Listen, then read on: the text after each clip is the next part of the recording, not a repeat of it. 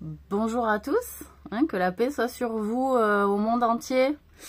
Donc, aujourd'hui je vous fais une petite vidéo sur le sujet de l'eau bouillie dans les maisons. Donc, en réalité, il y a un effet chimique, hein, de l'eau bouillie dans nos maisons. Donc, c'est pas du noir, hein, c'est du vert foncé. Je sais pas si on peut voir. Parce que là, la vidéo, ça fait noir. Mais, voilà. Vous voyez, c'est du vert. Je sais pas si on voit. Hein? Voilà, c'est du vert foncé. À la couleur de l'islam, typiquement, hein, du vert du paradis. Bon. Alors. Et donc, effectivement, je porte le rouge. Le rouge de quel pays, déjà? Je crois que c'est le rouge de l'amour, non, hein, le rouge un peu foncé de l'amour, en fait. Hein, au départ, c'est parti comme ça. Comment on porte la loi de l'amour sur Terre? Parce qu'en réalité, c'était la loi des accords et des arrangements financiers. Hein. Donc, le rouge, il passe comme ça, voilà. C'est quoi? C'est quoi pour toi la couleur de l'amour? Bah, c'est le rouge, hein, voilà, parce que le sang coule dans nos veines et que quand on est amoureux, il se passe plein de choses au niveau des énergies et donc de notre circulation de flux sanguin. Alors, qu'est-ce que je voulais dire? Oui, l'eau bouillie dans les maisons. Sachez que nous avons été investis par la sorcellerie pendant des siècles et qu'en réalité, elles se sont partagées une technique que moi, j'ai constatée vraiment néfaste puisque j'en ai subi les conséquences, c'est-à-dire que j'ai été ensorcelée aussi comme ça, comme d'autres. Donc, c'est-à-dire, on fait bouillir de l'eau dans la maison, on met un couvercle, on met à chauffer les pâtes à l'intérieur avec le couvercle ou pas, mais on n'ouvre pas la fenêtre. C'est-à-dire, on est à l'intérieur de la maison, on fait bouillir de l'eau avec ou sans couvercle, à la limite peu importe, mais c'est pire avec couvercle, sans ouvrir un peu l'entrebâillement, entrebâiller une fenêtre. Voilà. Donc, ça veut dire qu'il y a, comme on va dire, il y a une partie de la réalité, si elle est niée, hein, comme le fait qu'on est quand même des esprits.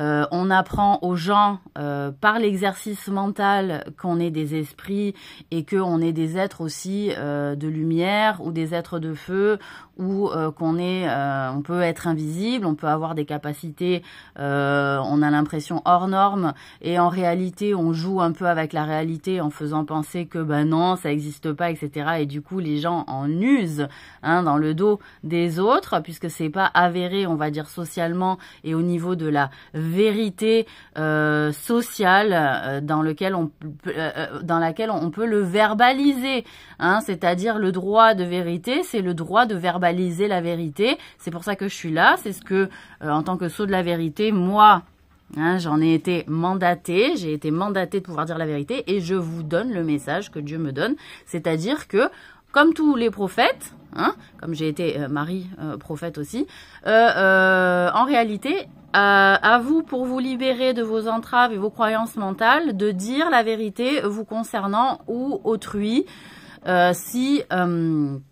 sans parler de balance pour les affaires, hein, en réalité ça ne concerne que les affaires, l'histoire de la balance. Non, le cavetage, la balance, c'est quand il y a un innocent qui est mis à mal, bien sûr notre devoir est de dire la vérité, donc je souhaite que vous passiez le mot aussi auprès de vos enfants et que vous ne vous comportiez pas comme des adolescents mal éduqués, d'accord? Est-ce que c'est bien clair sur ce message-là que le système de dénonciation de la balance ne concerne que les gens qui font du business et qui, en plus de nous avoir pas emmerdés, nous laissent tranquilles et on va aller raconter aux mauvaises personnes ce qui se passe. Non, voilà, ça c'est une balance, ok. La balance qui défend, par exemple, il y a quelqu'un qui a fait de la merde et par exemple, tout le monde va être puni dans la classe, c'est autorisé de pas se dénoncer et que tout le monde soit puni. Voilà, tout le monde va être puni solidairement, c'est très bien, on n'a pas dénoncé qui c'était. Par contre, s'il y a quelqu'un d'autre qui prend un innocent, là, votre devoir, c'est de dénoncer la bonne personne, c'est-à-dire le coupable. Voilà. Donc, pour en revenir à mon eau bouillie, parce que je fais pas mal je prends pas mal de lien hein, qui peut être utile hein, dans la réalité. Bon, l'eau bouillie, ça vous fait un ensorcellement. Voilà, ça fait un ensorcellement de manière à être beaucoup plus suggestif, enfin, c'est-à-dire avoir l'eau bouillie comme ça, où on reste enfermé dans des zones ou dans des endroits ou dans de jolies maisons cosy, c'est-à-dire fermées, sans entrebâillement, et avec plein de couettes, des trucs pilou et je sais pas trop quoi. En réalité, c'est très confortable, mais en réalité, ça crée beaucoup d'ensorcellement et permet aux personnes qui vous tiennent en tuba hein, à suggérer beaucoup plus facilement de choses facilement à votre esprit et du coup, vous perdez en indépendance, en autonomie de vos âmes et de votre libre arbitre. Et donc, ça veut dire que vous êtes suggestible à l'influence d'un esprit autre que le vôtre. Voilà ce qu'il faut comprendre. C'est que vous allez être suggestible vraiment de manière forte à des influences qui ne sont pas en réalité de vous, de votre propre nature. Donc là, il y a des abus pour les femmes qui gardent les enfants à la maison et qui abusent ou qui utilisent même une seule fois cette technique en sachant pertinemment ce que c'est. Hein, parce que moi, en réalité, quand j'en ai discuté avec certaines personnes, elles m'ont dit « je n'arrive pas à m'en empêcher ». Donc, ça veut dire que c'est de la sorcellerie, elles le savent. Et si on n'arrive pas à s'empêcher de faire quelque chose, c'est que on l'a utilisé à mauvais escient et qu'en réalité, on fait de la sorcellerie. Hein, parce que la sorcellerie a quelque chose d'addictif, d'accord? On n'arrive pas à s'en empêcher parce que ça nous donne une impression qu'on a le pouvoir, alors qu'en réalité, on se fait du mal à soi, ça ne se voit pas tout de suite. Mais le mal que vous allez recevoir à un moment donné, vous n'allez pas comprendre d'où ça c'est venu. Et ben c'est venu de toutes ces actions-là que vous avez faites contre autrui, en abusant de vos droits sur des personnes, que ce soit fragiles, que ce soit sur des personnes influençables, que ce soit sur des personnes de confiance, que ce soit sur des personnes liées à votre entourage ou à vos proches, et que vous leur avez fait faire en plus des choses contre leur bien-être, au leur propre détriment, contre eux-mêmes. Voilà, donc tout ça, ça porte dans les péchés et ça va peser beaucoup de poids. Voilà, qu'est-ce que je voulais dire d'autre? Il y a aussi une incapacité pour ces personnes à se contrôler. Donc vraiment, il faut les laisser seules et plus ne plus leur donner de personnes à garder à responsabilité. En plus, qui sont souvent à des responsabilités réduites. Hein, parce qu'en réalité, il y a de l'abus. Elles ne peuvent pas s'en empêcher d'abuser des personnes, mais que ce soit en termes professionnels ou non. Hein, que ce soit aussi dans la relation sociale, amicale. Hein, voilà.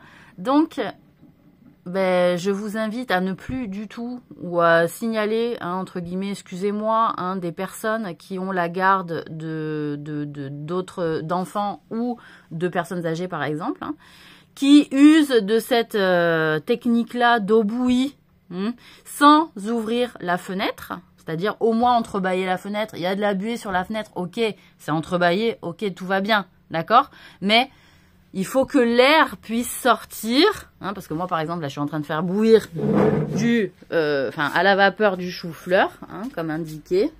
Merde. Voilà, voilà. Et là, voilà, vous voyez, hop, voilà, c'est ouvert.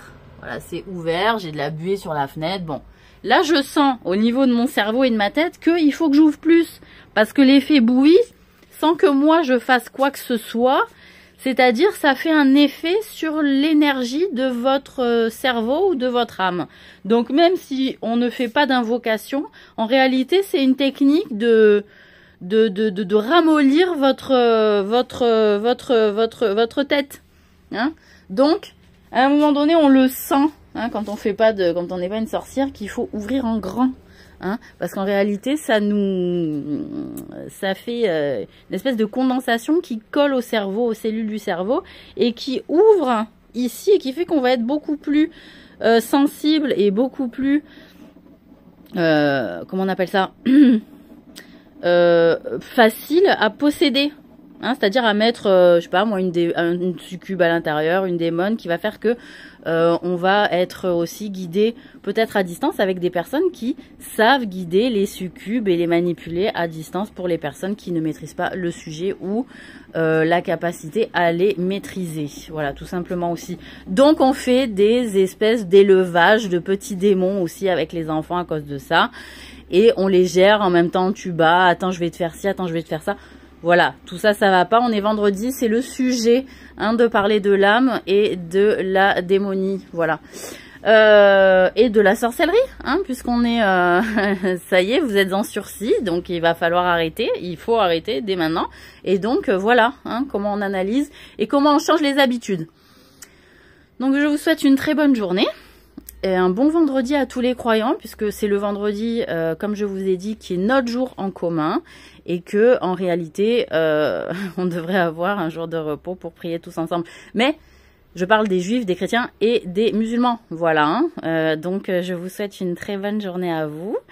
Et donc Jumu'ah Mubaraka pour les musulmans. Ça veut dire bon vendredi, que votre prière soit bonne, sincère et belle. Et pour les juifs, Shabbat Shalom, que votre vendredi de Shabbat, je ne sais pas s'il a été poussé au samedi, mais enfin, il ne faut pas changer les jours de Shabbat comme ça, il faut pas, c'était mercredi avant, c'est passé au vendredi.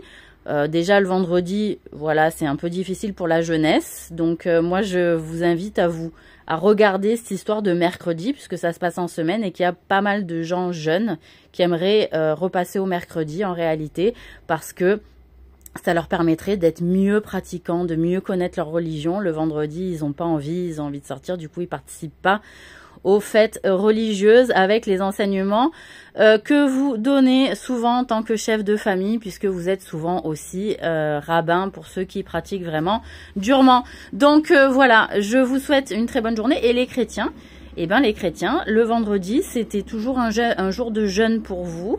Donc, je vous invite aussi à recommencer à pratiquer la journée de jeûne une fois par semaine. Cela vous fera le plus grand bien puisque c'est ce qui vous est prescrit. Voilà, et je vous souhaite un très bon week-end.